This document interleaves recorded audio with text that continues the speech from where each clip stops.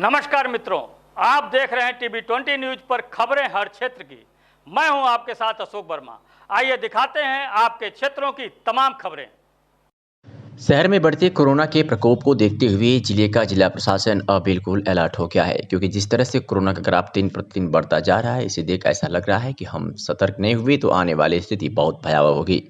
Corona पर नियंत्रण पाने के लिए जिलाधिकारी ने जीआईसी में बने इंटीग्रेटेड कंट्रोल रूम का निरीक्षण किया।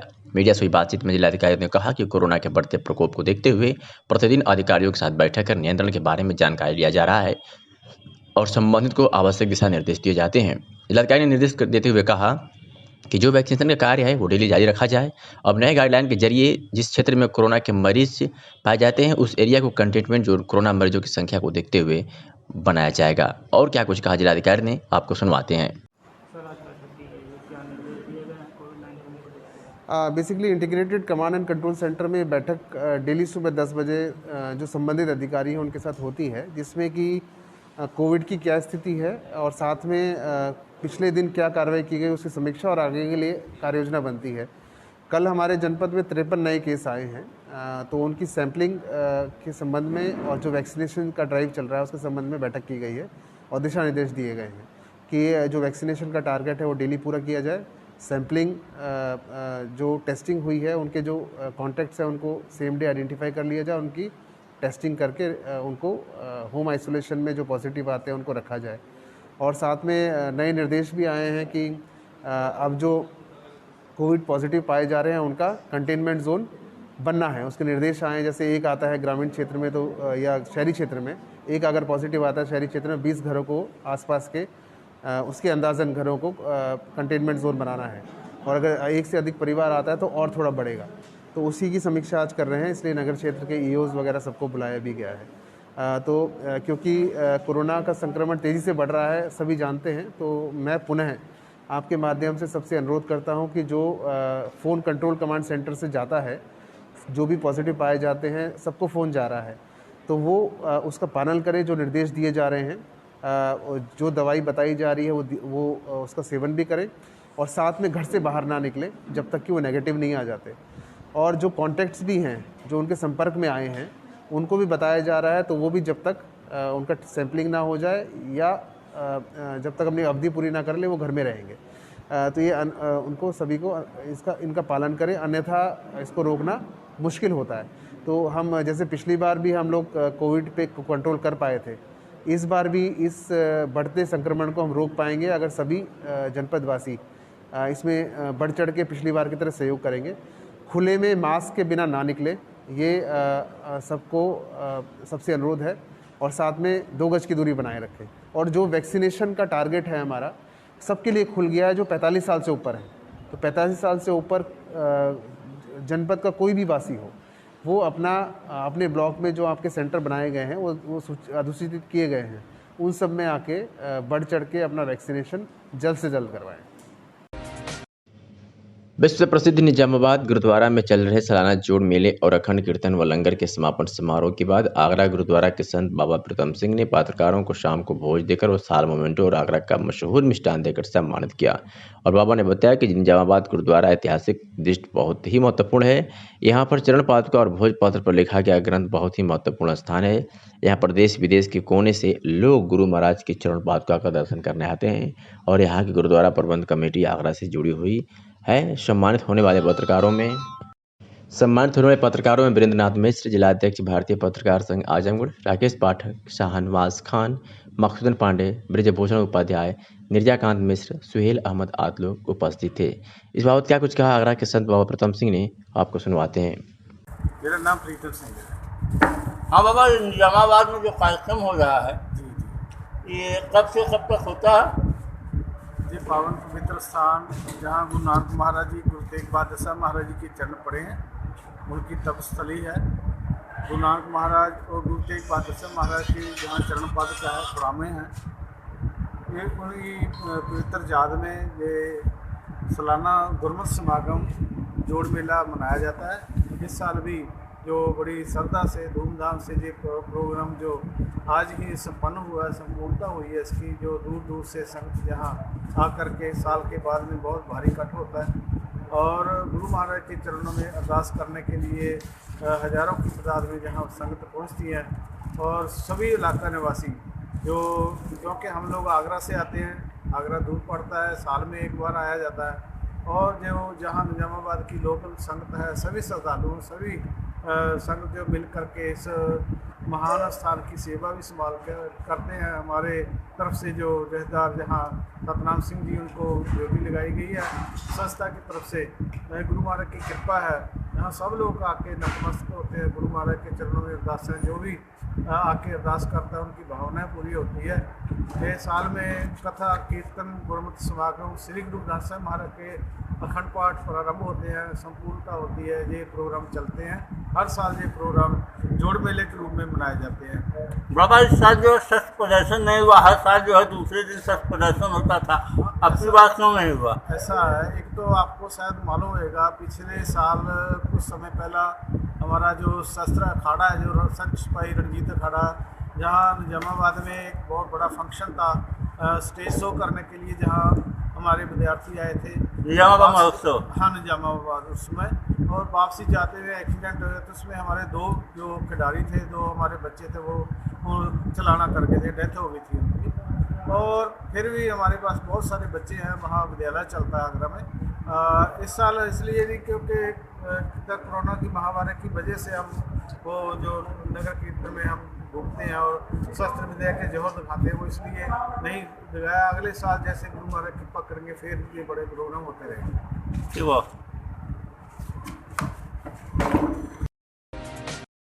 उत्तर प्रदेश के मुख्यमंत्री योगी आदित्यनाथ अपनी कार्यशैली की वजह से पूरे देश में एक अलग पहचान बनाए, इसीलिए बंगाल में हो रहे चुनाव में इनकी भारी मांग हो रही है और रैलियों में भी भारी भीड़ जुट रही है। इसको देखते हुए इनकी गिनती भाजपा के राष्ट्रीय नेताओं में भी हो रही है और लोगों में लोकप्रियता बढ़ती जा रही है। योगी ने बंगाल में हो रहे चुनाव में एक सभा के संबोधन के दौरान कहा कि 4 वर्ष की सरकार में आपने उत्तर प्रदेश को बदलते हुए देखा है। गुंडे या तो जेल में हैं या राम नाम सत्य की यात्रा पर निकल गए। ऐसे ही टीएमसी के गुंडे भी 2 मई के बाद कहाँ जाना है तय कर लें। क्या कुछ कहा, सुनवाते हैं आपको। उत्तर प्रदेश के अंदर 4 वर्ष के अंदर आपने उत्तर प्रदेश की तकदीर को बदलते हुए देखा है। 4 वर्ष पहले जो गुंडागर्दी उत्तर प्रदेश में थी, आज वे सभी गुंडे गायब हो गए।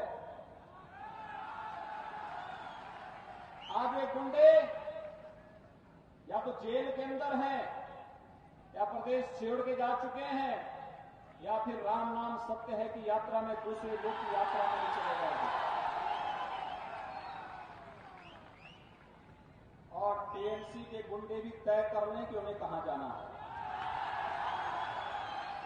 2 मई को भाजपा की सरकार आएगी और प्रत्येक गुंडे को उसके अपराध के अनुसार सजा भी दिलाएगी। वित्तविहीन विद्यालय प्रबंधक संगठन द्वारा आज अपनी विभिन्न मांगों को लेकर जिलाधिकारी को ज्ञापन दिया गया। संगठन के नेता रमाकांत वर्मा ने बताया कि वित्तविहीन विद्यालय प्रबंधक संगठन के पदाधिकारियों ने आज जिलाधिकारी को मुख्यमंत्री के नाम से संबोधित करते हुए मांग किया है कि विद्यालय को बंद न किया जाए और समस्त गतिविधियों की तरह कोई गाइडलाइन बनाकर विद्यालय खोले जाएं, जिसका विद्यालय संगठन पालन करेगा। उन्होंने कहा कि विद्यालय बंद होने से शिक्षक एवं कर्मचारियों का वेतन देने के लिए विद्यालय प्रबंधन के पास धन नहीं है तथा छात्रों का भविष्य भी अंधकार में हो गया है। उन्होंने 4 सूत्रीय मांगों का ज्ञापन देते हुए क्या कुछ कहा, आपको सुनवाते हैं। रोल बताइए रोल। क्या नाम है? मेरा नाम रमाकांत वर्मा है, प्रबंधक विद्यालय। अच्छा, यहाँ जिलाधिकारी क्या है, क्या मांग है? हम लोग जिलाधिकारी का है, माननीय मुख्यमंत्री जी को ज्ञापन देना था कि जिस तरह से हम लोग की समस्त गतिविधियाँ चल रही हैं, क्योंकि हम लोग विद्यालय 16 मार्च 2020 से बंद है। स्टाफ की स्थिति, हमारे कर्मचारियों की स्थिति सबकी बहुत खराब हो गई है। विद्यालय पुनः बंद होने के आदेश आ गए हैं। हम लोग हमेशा गवर्नमेंट के साथ में संदेश कंधा मिला के चले हैं।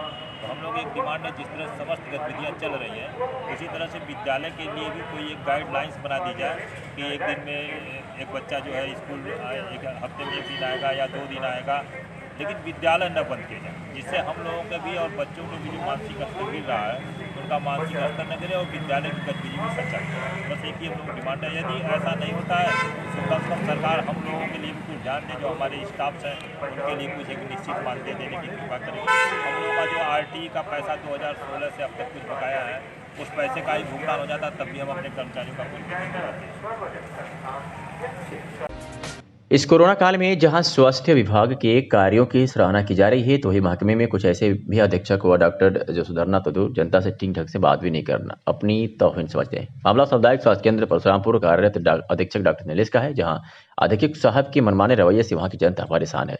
इसको लेकर हाल ही में शिकायत की गई थी, जिस पर मुख्य चिकित्सा अधीक्षक आजमगढ़ ने संज्ञान लेते हुए कार्रवाई की बात कही गई थी। इसके साथ ही मुख्यमंत्री पोर्टल पर भी कई बार शिकायत की गई है, फिर भी उनके व्यवहार में कोई परिवर्तन नजर नहीं आ रहा है। हाल ही में पोर्टल पर किए गए शिकायत के निस्तारण पर गए डॉक्टर प्रवीण चौधरी से भी वहां के स्थानीय लोगों ने उनके मनमाने रवैये की शिकायत की। जनता की शिकायत पर जब स्थानीय पत्रकारों ने डॉक्टर नीलेश से उनके इस व्यवहार के संबंध में पूछा, तो डॉक्टर साहब उल्टा पत्रकार से ही भिड़ गए और पत्रकारों का वीडियो बनाते हुए उन्हें चेंबर से बाहर निकालने लगे। जब पत्रकारों ने फिर उनसे सवाल किए, तो डॉक्टर साहब उनसे उनके रजिस्ट्रेशन की कॉपी और ID मांगते हुए बदसलूकी करने लगे। उनके इस व्यवहार पर जब CMO आजमगढ़ से बात की गई, तो उन्होंने फिर वही पुराना रवैया अपनाते हुए मामले को देखने की बात कही। पत्रकारों ने जब पुनः CMO से बात की, तो उन्होंने बताया कि जनता की शिकायत के निस्तारण हेतु डॉक्टर प्रवीण चौधरी को सामुदायिक स्वास्थ्य केंद्र परशुरामपुर भेजने की बात करते हुए रिपोर्ट के आधार पर कार्रवाई की बात कही। इस पर जब निरीक्षणकर्ता डॉक्टर चौधरी से पूछा गया, तो उन्होंने निरीक्षण के दौरान पाई गई अनियमितता बताते हुए अपनी रिपोर्ट CMO आजमगढ़ को भेजने की बात कही। सर, सामुदायिक स्वास्थ्य केंद्र परशुरामपुर में आपके द्वारा निरीक्षण किया गया, उसका क्या उद्देश्य, किस कारण से वो निरीक्षण आयोजित की गई थी? जो परशुरामपुर सामुदायिक स्वास्थ्य केंद्र है, वहाँ पर 2 व्यक्तियों के द्वारा शिकायत की गई थी मुख्यमंत्री हेल्पलाइन पे। उसमें एक गौरव पांडे हैं, उन्होंने शिकायत की थी कि यहाँ पर दवाएं जो हैं बाहर से लिखी जाती हैं और उनको पैरासीटामोल की गोली प्राप्त नहीं हुई थी। 23 तारीख इनकी शिकायत थी। और दूसरी शिकायत 30 तारीख को थी, जिसमें श्री राम सूरत हैं, वहाँ पे फार्मासिस्ट है, वो समय पे वहाँ पे उपस्थित नहीं थे अस्पताल पे। तो इसी 2 शिकायतों के संदर्भ में मैं आज परशुरामपुर में सुबह 9 बजे मैं निरीक्षण करने के लिए गया था। निरीक्षण में श्री राम सूरत फार्मासिस्ट तो उपस्थित पाए गए और दवाइयों के संदर्भ में पता किया गया, तो फिलहाल आज की तारीख में सभी दवाइयां वहाँ पर। उनका रवैया भी अभी तक बदला नहीं, इसके लिए क्या स्वास्थ्य महकमा कोई कदम उठा रहा है? देखिए, समय समय पे चूंकि जो सामुदायिक स्वास्थ्य केंद्र परशुरामपुर है, उसके नोडल या उसके कहेंगे कि हमारे उच्च अधिकारी जो हैं तहसील लेवल पे डिप्टी CMO होते हैं डॉक्टर CP गुप्ता, उनके द्वारा निरीक्षण किया जाता है। चूँकि मेरा निरीक्षण करना, क्योंकि वो हमारे बराबरी के वो भी मेडिकल अफसर हैं, तो इसलिए मैं सिर्फ जो मुख्यमंत्री हेल्पलाइन पोर्टल पे जो शिकायत दर्ज की गई थी उसी संदर्भ में मैं गया था। लेकिन चूँकि जो खामियां मिली हैं, अब मैं CMO साहब को इसको अवगत कराऊंगा। उसके बाद अब CMO साहब अगला स्टेप जो लेते हैं उसके बाद आगे की कार्रवाई करेंगे CMO साहब। नहीं, आज की भी एक शिकायत हम लोगों के पास, जब पत्रकार बंधु उनके लेट आने की खबर आज गए, आपके निरीक्षण के उपरांत हमारे पत्रकार बंधु कुछ वहाँ पहुँचे थे और वहाँ पे जब उन्होंने उनके लेट आने का कारण पूछा, तो उल्टे ही जो है वहाँ के जो MOIC है नीलेश जी, वो उल्टा ही सवाल जो है हमारे पत्रकार से पूछ करके उनके साथ बदतमीजी जैसा व्यवहार किया, उनका वीडियो बनाया। इस पे कोई कदम, जैसे हम जानकारी दिया जा रहा है, CMO को भी इसकी जानकारी दी गई, आपको भी इसकी जानकारी दी जा रही है, इस पे अग्रिम कार्रवाई क्या होगी सर? देखिए, पहले ही बताया कि जो परशुरामपुर सामुदायिक स्वास्थ्य केंद्र है, उसके इंचार्ज डॉक्टर नीलेश कुमार, वो हमारे ही बराबर के ऑफिसर हैं, तो मैं उनको आदेशित तो नहीं कर सकता। लेकिन आपकी जो शिकायत है वो पत्र व्यवहार से मैं अपने उच्च अधिकारी मुख्य चिकित्सा अधिकारी महोदय को मैं पत्र के माध्यम से ये भी अवगत करा दूंगा कि उनके द्वारा जो है पत्रकारों के साथ अभद्रता की गई या मतलब ठीक बर्ताव नहीं किया गया।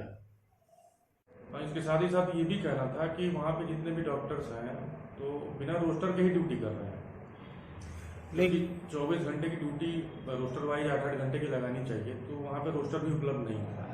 तो बिना रोस्टर की ड्यूटी मतलब अब एक डॉक्टर कब ड्यूटी करेगा, कितने बजे, केवल 8 से 2 में सब करके चले जाए, तो ये तो गलत होगा, इसमें न्याय नहीं है। इसलिए रोस्टर वाइज 8-8 घंटे की ड्यूटी वहाँ पे कम से कम वहाँ के जो अधीक्षक हैं उनको लगाना चाहिए था।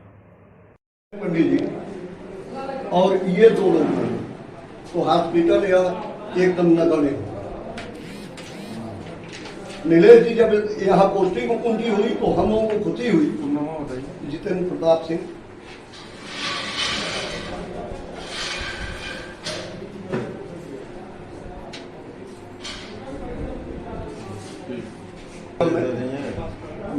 ये कब से आपको प्रॉब्लम आ रही है?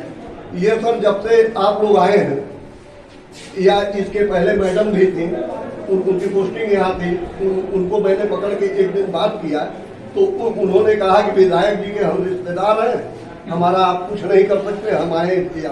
ये सब कौन बोला आपको? क्या नाम था उनका? रोशन आरा जी। क्या है टीचर साहब, हम हमेशा नहीं बैठते हैं क्या यहाँ पे? नीलेश साहब आएंगे लेकिन 12 बजे 12:30 बजे 11 बजे के बाद ही रोज आते हैं। पर डे किनका है? हाँ, और आएंगे केवल बैठ के बात करेंगे, एक मरीज नहीं से। मरीज को मैंने देखा है। अरे लिखने के लिए सर रजिस्टर तो आपका है, आप किसी का नाम लिख सकते हैं। सर 1 मिनट आप इधर कलम आपकी है, 2 मिनट बात कीजिएगा। नहीं रुकिए 2 मिनट बात लीजिएगा।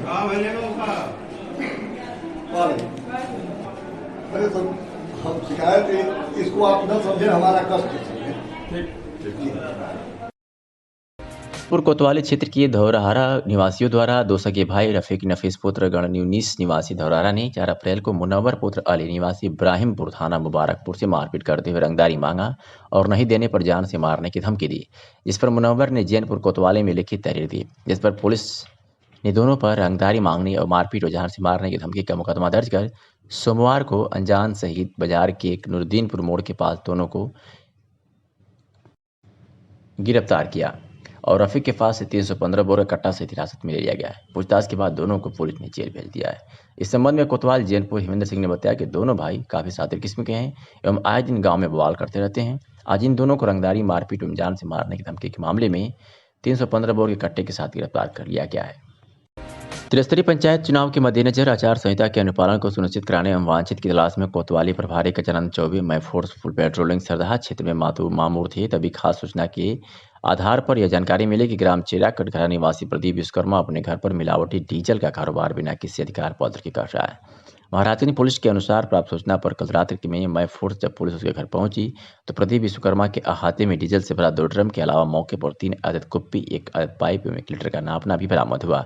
पुलिस की जांच में लगभग 350 लीटर मिश्रित डीजल पाया गया।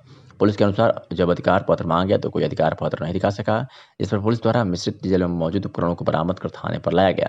कोतवाली प्रभारी गजानंद चौबे ने कहा कि उपरोक्त बरामद सामग्री को धारा 102 CRPC के अंतर्गत दाखिल कर उप जिलाधिकारी सगड़ी को EC एक्ट के अंतर्गत अभियोग पंजीकृत करने के लिए रिपोर्ट दे दी गई है। जिलाधिकारी राजेश कुमार की अध्यक्षता में कलेक्ट्रेट सभागार में पंचायत चुनाव के अंतर्गत नामांकन प्रक्रिया को सकुशल संपन्न कराए जाने के दृष्टिगत जनपद स्तर पर नामित नोडल अधिकारी एवं समस्त खंड विकास अधिकारियों के साथ बैठक संपन्न हुई। जिलाधिकारी ने समस्त खंड विकास अधिकारियों को निर्देश दिए कि नामांकन स्थल पर बैरिकेडिंग की व्यवस्था करा लें एवं डिस्प्ले बोर्ड पर नामांकन में लगने वाले दस्तावेजों की चेकलिस्ट दिखवाकर लगा दें। इसके साथ ही वॉइस रिकॉर्डर युक्त CCTV कैमरे की व्यवस्था कराना सुनिश्चित करें। उन्होंने कहा कि नामांकन पत्रों को जिस दिन जमा किया जाए उसी दिन उसकी अपलोडिंग कराना सुनिश्चित करें। उन्होंने भी निर्देश दिए कि समस्त विकास खंडों में पब्लिक एड्रेस सिस्टम को सक्रिय करा दिया जाए एवं कोविड-19 के संक्रमण को देखते हुए नामांकन करने हेतु आने वाले व्यक्तियों के लिए विकास खंड परिसर में गोला बनवा दें। नामांकन के समय प्रत्याशी एवं उसके साथ एक प्रस्तावक को भी प्रवेश करने दिया जाए। इसके साथ ही मुख्य द्वार पर कोविड हेल्प डेस्क की स्थापना करा दें, जिस पर sanitizer, thermal scanner, pulse oximeter की व्यवस्था करा दें, जिससे आने वाले व्यक्तियों की जांच की जा सके। यह भी सुनिश्चित करें कि जो भी व्यक्ति नामांकन के लिए आ रहे हैं उन्होंने मास्क लगाया है। जिलाधिकारी ने और क्या कुछ कहा, आपको सुनवाते हैं। चुनाव चल रहा है, लोग ज़्यादा से ज़्यादा संख्या में जाके लोगों के घरों पे बैठक कर रहे हैं, उसके लिए क्या निर्देश हैं? इसमें बड़ी सख्ती बनाई जा रही है। जैसे आप कल भी देखेंगे, जो दावतें और करने की कोशिश कर रहे थे, कल उनको पकड़ के कल भी लाई थी टीम, परसों भी पकड़े गए थे, उन सब पे FIR कराई गई है। तो 6 FIR ऑलरेडी हो चुकी हैं जो इस तरह कर रहे हैं। साथ में निर्देश सभी जगह जगह बैठकों में की जा रही हैं और सबको निर्देश भी दिए गए हैं कि MCC का पालन करेंगे और कोविड की गाइडलाइंस का पालन करेंगे। गाँव में जो प्रचार प्रसार कर रहा है वो 5 से अधिक लोग एक साथ नहीं जाएंगे, उस पर विशेष तरह से ध्यान रखेंगे। लेकिन सर अब भी गाँव में लोग नियमों को अनदेखी कर रहे हैं। जहाँ से सूचना आ रही है हमारी टीमें जो लगी हुई है गांव में उस पर कार्रवाई कर रही है। वरिष्ठ पत्रकार एस के दत्ता की रैदरपुर स्थित दुकान व एक अखबार का दफ्तर अवैध रूप से ढहाए जाने के खिलाफ आंदोलित जिले के पत्रकारों ने अपने आंदोलन की कड़ी में सोमवार को शहर के डीएवी गांधी तिराहे पर सर्वदलीय सत्याग्रह किया। जर्नलिस्ट क्लब के अध्यक्ष आशुतोष द्विवेदी के नेतृत्व में गांधी तिराहे तक नारेबाजी करते हुए पहुंचे पत्रकारों ने अविलंब एसडीएम सदर गौरव कुमार को हटाए जाने के साथ श्री दत्ता की दुकान का पुनर्निर्माण कराए जाने व हुए नुकसान के क्षतिपूर्ति दिए जाने की मांग की। साथ ही मांग पूरी न होने तक आंदोलन की प्रतिबद्धता दोहराई। श्री दत्ता के उत्पीड़न की जांच करने दिल्ली से आई पत्रकारों की टीम का नेतृत्व कर रहे ब्लास्ट फॉर मीडिया के संपादक यशवंत सिंह ने कहा कि हमला केवल एक पत्रकार पर नहीं बल्कि भारत के संवैधानिक व्यवस्था पर किया गया है। इसके लिए दोषी अधिकारी को कड़े से कड़ा दंड दिया जाना चाहिए। उन्होंने कहा कि यहाँ के एसडीएम सदर गौरव कुमार ने अपने नाम के अनुरूप काम न करके गिदड़ों की तरह काम किया है। ऐसे में इस बददिमाग अधिकारी के खिलाफ सोशल मीडिया पर एक अभियान चलाया जाएगा और इसे अधिकारी को गिदड़ कुमार के नाम से पहचान दिलाया जाएगा। जर्नलिस्ट क्लब के अध्यक्ष आशुतोष द्विवेदी ने कहा कि इस शहर की अपनी तासीर रही है। एसडीएम सदर ने इस शहर की तासीर पर हमला किया है, इसे शहर बर्दाश्त नहीं करेगा। उन्होंने कहा कि यहाँ के लोगों में विचारों का मतभेद हो सकता है मगर मनभेद कहीं नहीं रहा है। जब भी किसी पर जुल्म, अन्याय व शोषण हुआ है, यहाँ के लोग जात, धर्म व दलगल राजनीति से परे हटकर पीड़ित के साथ खड़े हुए हैं और उसे न्याय दिलाया है। आज श्री दत्ता के मसले पर भी समूचा शहर उनके साथ खड़ा है और उनको न्याय दिलाकर ही रहेगा। इस अवसर पर अभिभावक संघ के गोविंद दुबे, पूर्वांचल विकास संघर्ष समिति के प्रवीण सिंह, भारत रक्षा दल के हरकेश विक्रम सहित आशुतोष श्रीवास्तव आदि लोग मौजूद रहे और अपने विचारों को रखा। अध्यक्षता वरिष्ठ पत्रकार विजय नारायण ने किया एवं संचालन जर्नलिस्ट क्लब के अध्यक्ष आशुतोष द्विवेदी ने किया। अब क्या कुछ कहा ब्लास्ट फॉर मीडिया के संपादक यशवंत सिंह और जर्नलिस्ट क्लब के अध्यक्ष आशुतोष द्विवेदी और श्री दत्ता की लड़की ने, आपको सुनवाते हैं। में ये आवाज़ पहुंच चुकी है कि आजमगढ़ के सीनियर जर्नलिस्ट एस के दत्ता जी का जो मीडिया ऑफिस है वो किसी बददिमाग आईएएस अफसर ने ढहा दिया है। तो ये बात पता चलते ही हम लोग जो है वहाँ से एक टीम हम लोगों की आई है और बहुत सारे लोगों की ये जिज्ञासा थी कि ग्राउंड लेवल पे क्या सच्चाई है, क्या गलत है, इसके पता लगाया जाए। तो हम लोग इन्वेस्टिगेट करने के लिए भी दिल्ली से आए हुए हैं और यहाँ पे जो तथ्य सामने आ रहे हैं उससे पता चलता है कि सरासर जो है किसी खुन्नस के चलते उस नौजवान आईएएस ने ये काम किया है जिसका नाम गौरव कुमार है और उसकी हरकत बिल्कुल गिदड़ों वाली है, कायराना है। तो उसका इस सत्याग्रह में उसका नामकरण किया गया है। चूँकि सत्याग्रह एक हथियार है अपनी बात करने का, तो हम लोग यहाँ पे सबने मिलकर तय किया है कि आईएएस गौरव कुमार का जो ये गिदड़ वाला हरकत है, कायरों वाला हरकत है, इसलिए उनका उपनाम तय कर दिया गया है कि आईएएस गौरव कुमार उर्फ गिदड़ कुमार को लेकर के आज इस पूरे सत्याग्रह में चर्चा हुई और उनकी हरकत को पूरे देश प्रदेश ही नहीं विदेश में हांगकांग में हमारे अविनाश पांडे उर्फ समर जी हैं, समर अनारिया, उन्होंने अभी से फ़ोन किया और बताया कि वो सत्याग्रह में भले सशरीर नहीं है लेकिन वो हांगकांग से मौजूद हैं, जो कि अंतर्राष्ट्रीय मानवाधिकार संगठन के प्रतिनिधि हैं। तो ये बात केवल आजमगढ़ की नहीं रह गई है, ये बात काफ़ी ग्लोबल लेवल पे भी आ चुकी है और उम्मीद करते हैं कि प्रशासन जितना जल्दी अपनी गलती को करेक्ट कर पाए उतना ही उसमें उसकी इज्जत बचने की संभावना है। वरना ये बात पूरे देश विदेश में चर्चा में आएगा कि किस तरह से पूरे देश में मीडिया के साथ व्यवहार किया जा रहा है और इसीलिए भारत में जो मीडिया का इंडेक्स है, मीडिया की जो फ्रीडम का इंडेक्स है, गिरता जा रहा है और आजमगढ़ की इस घटना ने शर्मसार किया है देश के प्रशासकों को। अगर आपने 25 तारीख को पापा को बुलाया था अपनी सफाई देने के लिए, तो किस हक से आपने 24 तारीख को दुकान तोड़ी, वो भी चोरी छिपे? और जब आपके कोतवाल जी से मेरी दीदी ने बात की तब आपके कोतवाल जी ने उस पर चिल्लाया, ये बोला कि तुमने बाप को पैदा किया है। अगर मेरे पापा की कोई बेटा नहीं है, केवल बेटियां ही हैं, तो कौन बोलेगा उनकी तरफ से? उनकी बेटियां ही ना। उन्होंने कहा हमें पापा से बात करने दीजिए, वो पापा से तो बात किए ही नहीं, कोई जवाब दिए ही नहीं और एसडीएम साहब खुद तो जगह से गायब थे। तो इस बेटी का केवल एक सवाल है कि मेरे पापा को आप कब न्याय देंगे, कब हर्जाना देंगे? आपने जो गलत काम किया है उसकी सफाई आप इस बेटी को दीजिए, आप किसी को मत दीजिए। इस बेटी को कहिए कि क्यों आपने 24 तारीख को चोरी छुपे दुकान तोड़ी और सुबह सुबह इतना डर आपको कि सुबह सुबह सारा सामान भी उठा ले गए तोड़ ताड़ के, सुबह 5 बजे। इतना डरते हैं आप देश की बेटियों से, एक बाप की बेटियों से। मेरे पिता से आप इतना डर गए एक पत्रकार से कि चोरी छुपे आप काम कर रहे। हिम्मत थी आप में, आप सामने आके किए होते, मैं भी देखती। आप हिम्मत वाले हैं। जब मेरे पापा के पास सारे कागजात हैं, सब कुछ, आप किस हक से दुकान तोड़े? मुझे जवाब चाहिए, अब आप जवाब दीजिए। सत्याग्रह का मतलब ये होता है सत्य के लिए आग्रह करना।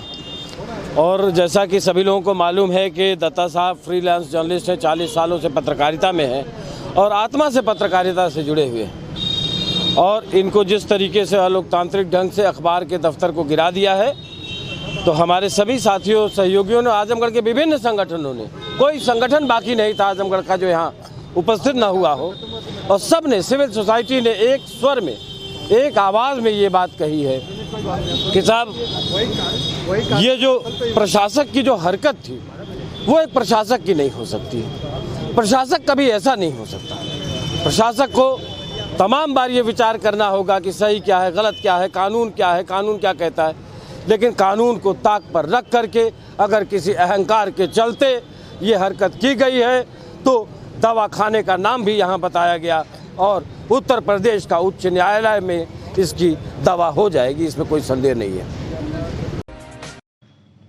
और आजमगढ़ में त्रिस्तरीय पंचायत चुनाव को लेकर और अपराध व अपराधियों पर नियंत्रण हेतु चलाए जा रहे अभियान के तहत आजमगढ़ जनपद के पुलिस अधीक्षक सुधीर कुमार सिंह के निर्देश पर जनपद के विभिन्न थानों की पुलिस अपनी कार्रवाई में आज कई अपराधियों को गिरफ्तार करने में बड़ी सफलता हासिल की है, क्योंकि सामने त्रिस्तरीय पंचायत चुनाव है और जनपद को अपराध मुक्त बनाने का जो पुलिस अधीक्षक ने जिम्मा उठाया है, उसी के तहत समस्त थाना प्रभारियों को निर्देश दिया है कि किसी भी मायने में अपराधियों को बख्शा ना जाए और त्रिस्तरीय पंचायत चुनाव में अगर ये अपराधी बख्शे जा रहे हैं तो यही आगे चल करके त्रिस्तरीय पंचायत चुनाव में व्यवधान डालेंगे। इसी के दरमियान जनपद की विभिन्न थानों की पुलिस ने अपनी बड़ी कार्रवाई करते हुए कई अपराधियों को गिरफ्तार किया है, जिसके क्रम में थाना बरदा पुलिस ने सुनारा हत्याकांड के 2 वांछित अभियुक्तों को गिरफ्तार किया है, तो वही थाना रौला की पुलिस ने भी 2 नफर वारंटी को गिरफ्तार करने में सफलता हासिल की है। बात करें अगर जीएनपुर पुलिस की, तो जीएनपुर पुलिस ने भी 2 वारंटी अभियुक्तों को गिरफ्तार करने में सफलता हासिल किया है, तो वही थाना गंभीरपुर पुलिस ने भी 1 किलो 250 ग्राम नाजायज गांजा के साथ एक अभियुक्त को गिरफ्तार किया है। बात करें अगर महाराजगंज पुलिस की, तो महाराजगंज पुलिस ने भी 2 वारंटियों को गिरफ्तार किया है, तो साथ ही थाना सरायमेर की पुलिस ने भी मिश्रित शराब के 124 पौवे, अवैध नकली ढक्कन 110 सहित कई उपकरणों के साथ 2 अभियुक्त को गिरफ्तार किया है। अगर बात करें थाना बिलरियागंज पुलिस की, तो थाना बिलरियागंज पुलिस ने भी 1 नफर वारंटी को गिरफ्तार किया है, तो साथ ही थाना तरबा की पुलिस ने भी 1 वारंटी अभियुक्त को गिरफ्तार करने में अहम सफलता प्राप्त की है। साथ ही आपको बता दें कि एसपी के निर्देश पर जनपद आजमगढ़ में समस्त थाना द्वारा शांति व्यवस्था हेतु कुल 45 व्यक्तियों के विरुद्ध 151 सीआरपीसी की कार्रवाई की गई है। सकड़ी सर्किल की नवागत क्षेत्राधिकारी निष्ठा उपाध्याय ने सोमवार को कार्यभार ग्रहण किया। निवर्तमान क्षेत्राधिकारी रहे अजय यादव का बीते दिनों स्नानांतरण गैर जनपद हो जाने से यहाँ का पदरीक चल रहा था, तो वही निष्ठा उपाध्याय ने जिम्मेदारी संभालने के बाद कहा कि कानून व्यवस्था को प्रभावित करने वालों के साथ पुलिस सख्त रवैया अपनाएगी। साथ ही त्रिस्तरीय पंचायत चुनाव को संपन्न कराने के लिए शांति व्यवस्था कायम रखने में जनता का सहयोग भी लिया जाएगा और कोविड-19 के नियमों को प्रभावी तरीके से लागू किया जाएगा। अपराधी किसी भी दशा में बख्शे नहीं जाएंगे। अपराध पर अंकुश लगाने के लिए प्रभावी तरीके से निपटा जाएगा। जरूरत पड़ी तो कठोर कार्रवाई की जाएगी। उन्होंने भी कहा कि चुनौतियों का सामना करने से मैं कभी पीछे नहीं हटती हूँ। निष्ठा उपाध्याय देवरिया जिले में COCD के पद पर तैनात थी। लॉकडाउन के दौरान निष्ठा उपाध्याय की कई तस्वीरें वायरल हुई थी, जिनमें वो अपने साथ लंच पैकेट लेकर चलती थी और जरूरतमंदों की मदद करते दिखाई दी थी। पुलिस महानिदेशक उत्तर प्रदेश द्वारा उनके द्वारा किए गए सराहनीय कार्यों के लिए गणतंत्र दिवस के अवसर पर 26 जनवरी 2021 को पुलिस सिल्वर मेडल देकर भी सम्मानित किया जा चुका है। हमने निष्ठा उपाध्याय से बात की, क्या कुछ कहा सुनवाते हैं आपको। आगामी चुनाव को देखते हुए जनपद में शांति व्यवस्था बनाए रखते हुए साथ ही जो कोविड-19 के जो प्रोटोकॉल है उसका पालन करते हुए मैं जनता से यही अपील करूँगी कि अपने मताधिकार का प्रयोग करें तथा पूरी तरह शांति व्यवस्था बनाए रखते हुए चुनाव को, पंचायत चुनाव को संपन्न कराने में हमारा सहयोग करें। जितने भी यहाँ पे हैं अराजक तत्व चिन्हित किए गए हैं उनके विरुद्ध कठोर कार्रवाई की जाएगी। साथ ही महिला संबंधी अपराधों पर विशेष दृष्टि रखते हुए और समस्त जो अपराधी प्रवृत्ति के लोग हैं उनके विरुद्ध कठोर कार्रवाई की जाएगी। आजमगढ़ में ऋषि मुनियों में सर्वश्रेष्ठ महर्षि कश्यप एवं श्रृंगवेरपुर के राजा निषाद राज गोई की जयंती पर निषाद समाज के लोगों ने उनके चित्र पर माल्यार्पण किया तथा एक दूसरे को मिठाइयां बांट उनके व्यक्तित्व एवं कृतित्व पर चर्चा की गई। मीडिया से हुई बातचीत में मुखराम निषाद ने कहा कि राजा निषाद गोहीराज अपनी ताकत बनाकर अन्याय के विरुद्ध लड़ते थे, लेकिन उनकी कौम के लोग वर्षों से शोषण का शिकार हो रहे हैं। अब बहुत हो चुका निषाद समाज का दोहन। अब निषाद समाज अपने ऊपर होने वाला उत्पीड़न बर्दाश्त नहीं करेगा। मौजूदा सरकार ने इलाहाबाद में निषाद समाज के बसेरों को ढहा कर हटा दिया है। उनको नौकरियों में आरक्षण से वंचित किया जा रहा है। और क्या कुछ कहा आपको सीधे उन्हीं की जुबानी सुनवाते हैं। सबसे पहले आप अपना परिचय दीजिए, बताइए आज किस तरह कार्यक्रम आयोजित किया आप लोगों ने। मुखराम निषाद, पूर्व सभासद नगर पालिका परिषद आजमगढ़। आज 5 अप्रैल है और हमारे भगवान महाराजा गुरुराज निषाद की जयंती समारोह है। इस जयंती समारोह के अवसर पर हम समाज के लोग आज एकत्रित हुए हैं और भगवान गुरुराज निषाद की प्रतिमा पर फूलमाला चढ़ाकर इनका जन्मदिन मनाए हैं। साथ ही आज यह संदेश देना चाहते हैं समाज के लोगों को कि समाज में बिखराव का आलम यह है कि आज हमारे महापुरुषों की जयंती पार्टियों के लोग मना रहे हैं। कहीं भारतीय जनता पार्टी के लोग मना रहे हैं, कहीं जो है बहुजन समाज पार्टी के लोग मना रहे हैं, कहीं जो है समाजवादी पार्टी के लोग मना रहे हैं। लेकिन समाज का आलम यह है, समाज इस तरह से सोया हुआ है कि अपने महापुरुषों की जयंती नहीं मना पा रहा है। और इसी का देन है, इसी के कारण जो है आज हमारे समाज को लोग सिर्फ एक वोट बैंक बनाकर उसका यूज कर रहे हैं। नहीं तो इसके पूर्व में माननीय अखिलेश यादव की सरकार में यह घोषणा की गई थी कि हम इस महापुरुष की जो प्रतिमा को बाहर निकालेंगे और किसी स्थान पर इनका सम्मान करेंगे, लेकिन नहीं हुआ। इसके बाद माननीय योगी जी ने भी आश्वासन दिया समाज के लोगों को कि हम इस महापुरुष की जो प्रतिमा को बाहर निकालेंगे और कहीं सम्मानित जगह पर इनको स्थापित करके समाज का सम्मान बढ़ाने का काम करेंगे। लेकिन पिछले 20 सालों से हमारे समाज जालौनी में कोंच सरकार ने जालौनी कोंच से खबर है, जहां सरकार ने किसानों का गेहूं सरकारी क्रय केंद्र पर खरीदने के लिए पिछले वर्ष की तुलना में इस वर्ष कुछ कम क्रय केंद्र है। 1 अप्रैल से शुरू हुए गेहूं की खरीद केंद्रों पर किसान अपना गेहूं बेचने पहुंचे तो केंद्र प्रभारी की मनमानी के चलते किसानों का गुस्सा फूट पड़ा और उन्होंने नवीन गल्ला मंडी के मुख्य गेट पर ताला डालकर प्रशासन के खिलाफ अपनी भड़ास निकाली। किसानों ने बताया कि वहीं कहीं आधार कार्ड, बैंक की पासबुक आदि कागजों में कमी बताकर किसानों को परेशान किया जा रहा है। लगभग 1 घंटे तक चले नारेबाजी से मंडी के गेट पर लंबी लंबी वाहनों की कतार लग गई। मंडी सभापति उप जिलाधिकारी अशोक कुमार वर्मा ने बताया कि लेखपालों की जल्द से जल्द बैठक बुलाई जा रही है। किसानों को गेहूं बेचने के लिए कागजों का सत्यापन लेखपाल के द्वारा किया जाएगा। प्रशासन को गला मंडी गेट में ताला डालने की सूचना दी गई। सूचना पर पहुंचे तहसीलदार राजेश कुमार विश्वकर्मा ने किसानों को समझाया, तब जाकर कहीं बड़ी मशक्कत के बाद मंडी गेट को किसानों ने ताला खोला। राजेश कुमार विश्वकर्मा तहसीलदार ने बताया किसान अपना गेहूं बेचने के लिए पंजीयन कराएं और टोकन लेकर क्रय केंद्र पर जाकर अपना गेहूं बेचें। अगर कोई केंद्र प्रभारी किसी किसान से अवैध वसूली या पैसे की मांग करता है तो इसकी सूचना तत्काल प्रशासन को दें। उस केंद्र प्रभारी के खिलाफ विभागीय कार्रवाई की जाएगी। किस मांग को लेकर लगाए?